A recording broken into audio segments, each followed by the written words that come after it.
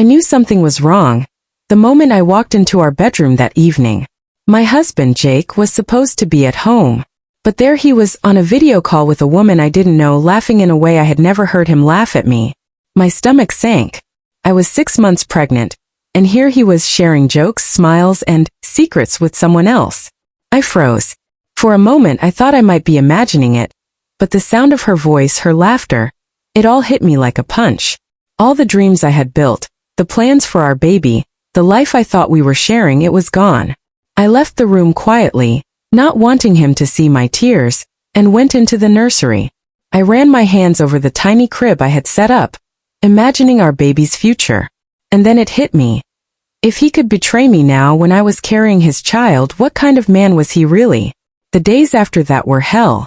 Jake tried to act normal, pretending nothing had happened, slipping into his usual routines, smiling like everything was fine.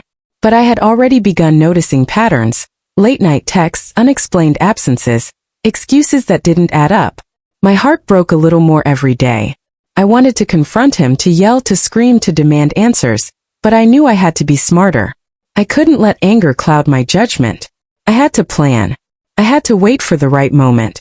I started small. I watched him carefully, noting his routines, tracking his phone activity when he left it unattended, saving screenshots, writing down times and dates. Every suspicious message, every unexplained meeting, every late night. Nothing escaped me. I wasn't just preparing to confront him. I was preparing a revenge that would make him regret ever thinking he could cheat on me. One night I followed him. I drove behind his car, heart pounding, trying to stay calm, watching him park outside a hotel. And there she was, smiling, waiting for him, leaning into him like she owned his world. I pulled back, stomach twisting. I snapped a photo from my phone and sent it to myself. Proof. Solid. Undeniable proof. I went home that night, pretending to be asleep when he returned. I let him think he had fooled me, that I had no idea. But the fire in me had just begun to burn. The next morning he kissed my cheek, acting like nothing had happened. I smiled back at him, holding my secret close. Every word, every move I made was part of a larger plan. I wasn't going to let him ruin this pregnancy, this life, or my future. Weeks passed and I collected more evidence. Receipts, hotel bookings, secret messages. Every lie he told, I documented. Every betrayal I remembered. And all the while I acted as if life was normal. I cooked for him, I smiled. I even rubbed his back when he came home tired. But inside I was calculating every step of the revenge he would never see coming. Then came the day he made the biggest mistake. He bragged, carelessly, to a friend that he thought he had everything hidden, that no one suspected a thing. That was all I needed. That conversation became the backbone of my plan. I started reaching out to people quietly, friends, coworkers, even the woman's acquaintances, gathering information. I didn't want this to be messy in the public eye just yet. I wanted precision. Every move had to count. Every piece of proof had to land like a hammer. Meanwhile, I kept pretending. I smiled at him, I laughed at his jokes, I even helped him plan trips and dinners, all while keeping a secret stash of documents, photos, and recordings. I wasn't just waiting for revenge. I was engineering the perfect moment, one that would make him realize exactly what he had lost. And then one morning as I prepared breakfast, I overheard him talking to his mistress on the phone, laughing, planning another rendezvous. My heart sank at first, but then clarity hit. This wasn't just betrayal. This was arrogance. He thought he could cheat on me while I carried his child and get away with it. And that arrogance would be his undoing. I smiled quietly, almost whispering to the unborn baby, "Don't worry. I've got this. He will regret everything." That was the moment I realized I had to act. But I wouldn't rush. Patience was my ally. Precision my weapon. And when the time came, Jake wouldn't just face me. He would face the consequences of every lie, every betrayal, every cruel word he had whispered to another woman while I grew life inside me. Part 1 ends here with the tension high, the plan forming, and the audience eager to see how she executes her revenge. The next morning, Jake woke up stretching lazily, still unaware that his life was about to shift in ways he couldn't imagine. I had spent weeks quietly putting everything into place. The evidence I had collected, screenshots, photos, recordings, receipts, was organized carefully in one folder on my laptop. It wasn't just proof of his affair. It was a story, a timeline, every lie he had ever told me documented. I made breakfast as if nothing had happened. I even kissed his cheek when he walked into the kitchen, smiling warmly. He grinned back, oblivious, and mumbled something about being tired from last night's work dinner. My stomach twisted, knowing the truth about where he had really been. Every interaction with him was a performance. I laughed at his jokes, complimented his outfits, and acted as though I still trusted him completely. But beneath that smile, a storm was brewing. I had learned a valuable lesson. Confrontation too early would ruin the effect. I needed timing, precision, and impact. Over the next week, I began subtly planting seeds. I reached out to a few friends I trusted with the truth, carefully, quietly, showing them portions of the proof without revealing everything. I wasn't just collecting witnesses. I was creating a web of credibility, people who would confirm what I had seen if the time came. Meanwhile, Jake continued his pattern. He would leave the house for work meetings, return late, or disappear on weekends. I followed him discreetly a few times, gathering more evidence, confirming his routines, memorizing details that would help me plan the perfect exposure. Every hotel, every cafe, every borrowed car he used, I tracked it all. One evening, he came home unusually cheerful, holding a bouquet of flowers in one hand. He claimed it was for me. I smiled and accepted them, tucking them into a vase in the living room. Inside, I was laughing quietly to myself. He thought his charm could erase the guilt he felt for weeks of betrayal. Little did he know, it only made his downfall sweeter. I spent hours reviewing the messages I had saved, the timestamps, the phone numbers. Each time I looked at them, the anger flared again, but this time it was controlled. Controlled anger was far more dangerous than blind rage. I planned every step, the moment of exposure, the audience, the timing. I wanted him to feel every ounce of regret he had tried to hide from me. Then came the opportunity one had been waiting for. Jake's mistress had mentioned a weekend getaway during one of her messages, carelessly, confidently. She didn't know I had saved everything. She thought it was private. I knew the location. I knew the time. I knew that if I acted now, I could catch them in a way he would never recover from. The day arrived. I pretended to be at a prenatal class, but I left early, dressed casually, sunglasses shielding my face. I parked a block away and watched. He pulled up in the car I knew he would use, and she was already waiting, laughing, leaning into him as though he were hers entirely. My heart pounded, not with fear but with determination. I sent an anonymous message to a few of his friends, carefully worded, hinting at what was happening without revealing my identity. They would be at the scene soon, I knew, curious and concerned. I took photos discreetly, recording moments that would make him squirm if ever revealed. Hours passed, and I continued to observe. Every smile, every touch, every laugh. It all went into my mental ledger. But I wasn't done. The real plan hadn't started yet. I needed more than pictures. I needed a way to hit him where it hurt the most: reputation, pride, and control.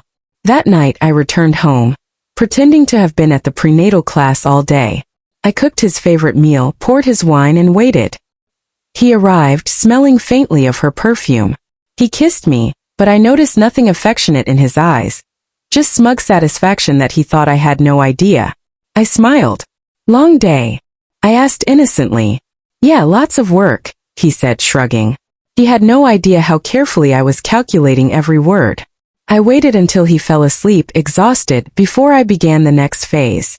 I drafted a carefully worded email to his company, detailing unusual absences, unexplained trips, and behaviors that could be verified with the evidence I had. I wasn't slandering him, I was presenting facts. But the timing would hurt. Perfect timing. Days later, I organized a family gathering. A simple brunch with a few friends. I invited people he knew, including some of his closest colleagues. I made it sound casual, innocent. Jake, oblivious, agreed to come, bragging about how well he had been managing work and life. At the gathering, I brought out my phone casually, pretending to check messages. One of his friends noticed a series of photos, screenshots from messages, hotel receipts, and selfies that clearly showed him with his mistress. I acted startled. "Oh my God," I whispered. I didn't know he was doing this. The room quieted instantly. Eyes turned. I smiled faintly, keeping my calm demeanor. Jake's expression shifted from smug confidence to confusion, and finally panic. I had done nothing overt yet, but the seed of doubt, the first crack in his armor, had been planted. I let him sweat. I let the murmurs grow. His friends started questioning him. "Is this true?" one asked. "Are you serious?" another added. Jake stumbled, stammered, tried to cover. But the evidence spoke for itself. I didn't stop there. That evening I created a short, carefully edited video. A timeline of his betrayal, compiled with photos, messages, and recordings. I sent it to a few key people in his circle, ensuring that it would circulate discreetly but widely enough to reach the people whose opinions he valued most. Within hours he started receiving messages, questions, and pointed looks. His control, his arrogance, his carefully crafted double life, it all began to crumble. He came to me that night pleading, "Please don't do this publicly." I smiled softly. "I'm not done," I said. "This is just the beginning." The next days were a whirlwind. Every friend, every colleague, every family member he had lied to started piecing things together. He tried excuses, tried to blame me, tried to deny everything, but the truth was everywhere, undeniable. And through it all I stayed calm, collected, and focused. I wasn't doing this for revenge out of anger. I was doing it to protect my child, to protect my life, and to show him that betrayal comes with consequences. By the end of the week, Jake's social and professional life had begun to shift. Calls went unanswered, invitations disappeared, and his pride was shattered. I watched quietly, preparing for the final act, the moment where he would fully realize the extent of what he had lost. I knew that the final reveal had to be personal. Not just his friends, not just colleagues, but a moment that would strike him at the core. And I had already been planning it step by step, waiting for the perfect opportunity. The weekend arrived, and I knew it was time for the final act. Jake had been walking on thin ice for days. Friends whispering, colleagues asking questions, and subtle but unmistakable tension building around him. He didn't know that all of it was orchestrated. To him, it still felt like random misfortune. To me, it was the perfect storm. I decided to make the reveal personal, public, and undeniable. I invited his closest friends, our families, and a few colleagues to what I called a casual dinner at our home. Jake smiled when he agreed, thinking it would be another ordinary evening. He didn't suspect a thing. I spent the day preparing. Every detail mattered. The photos, the messages, and the receipts were carefully displayed. Not in a chaotic way, but like a storybook. Every lie he had told, every secret meeting, every betrayal was documented. When guests arrived, I greeted them warmly. Jake strutted in, chest puffed up, confident that he had nothing to worry about. The moment he saw the room, though, something shifted. He noticed friends giving him strange looks, whispers floating around the table. He tried to laugh it off, but the tension was undeniable. I smiled faintly, pouring wine into the glasses. "I thought tonight would be nice," I said softly. "A simple dinner with friends and family." Jake nodded, oblivious. Then I pulled out my phone, casually projecting a slideshow onto the wall. A timeline of photos, messages, hotel receipts, and recordings. The room went silent. Eyes widened. Phones were raised. Conversations halted. He froze, staring at the wall, pale. What is this?" he stammered. I walked slowly toward him, holding my phone. "This," I said calmly, "is every lie you've told me, every betrayal. Every time you thought you could get away with cheating while I was carrying our child." Gasps filled the room. Some of his colleagues exchanged looks of shock. Friends whispered. I let the tension grow, letting him see exactly how exposed he was. He tried to deny it, stumbling over words. I can explain." I shook my head. "Explain? Explain the hotel bookings? The receipts? The messages? The times you lied to everyone around you?" His face turned red, anger mixed with fear. He looked around, realizing that the people whose opinions he valued most were now witnesses to his downfall. I continued, my voice steady, unwavering. "You thought I wouldn't notice. You thought you could betray me while I carried your child. You thought I would stay quiet, broken, and silent. But I am not silent, and I am not broken." At that moment, the woman he had been cheating with called him. He froze, debating whether to answer. I casually picked up the phone, still holding the proof on the wall, and answered. "Hello." I said. "Oh yes, we were just talking about you." He tried to snatch the phone from me, but I held it firmly. His mistress heard everything, the evidence, the accusations, the confirmation of what she had been involved in. The humiliation was complete. She hung up quickly, and he looked at me, panic in his eyes. You can't do this," he whispered. I smiled softly. "I already have. This is just the beginning." Over the next hour, I calmly presented every piece of evidence to the people in the room. Friends, family, and colleagues. All of them saw the truth. They whispered, questioned, and some shook their heads in disbelief. I didn't shout, I didn't cry. I let the evidence speak for itself. Jake's arrogance, the smugness he had carried for weeks, melted away. He was forced to confront the consequences of his actions in real time. The humiliation, the loss of respect, the realization that he had burned bridges he would never rebuild. It was all unfolding exactly as I had planned. Later that night, after the guests had left, he came to me broken. "Please. I didn't mean for this to happen." I shook my head. "You did this, Jake. Every choice was yours. And now you see the consequences. But I am moving forward. We are moving forward, me and our child. You have lost the trust, the respect, and the life you thought you could control." He hung his head, silent, defeated. The man who had cheated, lied, and betrayed was now facing the life he had created for himself. A life of shame, regret, and exposure. Weeks passed, and life began to feel normal again. I focused on my pregnancy, our home, and preparing for the arrival of our baby. Jake tried to reach out, pleading for forgiveness, but I had already learned that some wounds, once opened, cannot be closed. The day our child was born, I held the baby in my arms and felt a surge of strength and clarity. Everything I had endured, the betrayal, the lies, the heartache, had led to this moment. I had survived, I had planned, and I had conquered.